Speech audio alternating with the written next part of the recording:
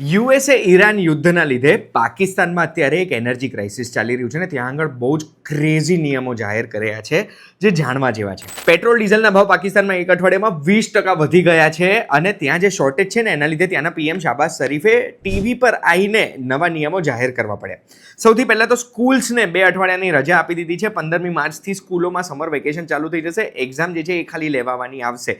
University અને જેટલી બી higher એજ્યુકેશનની colleges છે એ બધાએ ઓનલાઈન ક્લાસીસ શરૂ કરી દેવાના છે. પાકિસ્તાનમાં જેટલા પણ કેબિનેટ મેમ્બર્સ છે, પાર્લામેન્ટરી ઓફિશિયલ્સ છે, આ બધાની 2 મહિનાની સેલેરી કાપી દેવામાં આવશે અને આ લોકોએ કોઈ પણ ફોરેન ટ્રીપ કરવી હોય તો હમણાં અવોઇડ કરવાનું કીધું છે અને જો અગર કરવી જ પડે છે તો ઇકોનોમી ક્લાસમાં ટ્રાવેલ કરવું પડશે.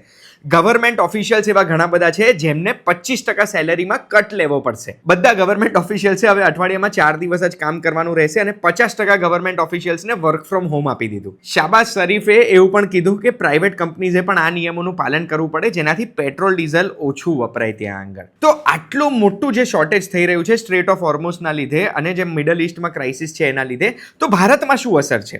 તો ભારતમાં અત્યારે પેટ્રોલ ડીઝલમાં કોઈ પણ શોર્ટેજ નથી. આવી મારે ઘણા પેટ્રોલ પંપ ઓનર્સ સાથે વાત થઈ છે.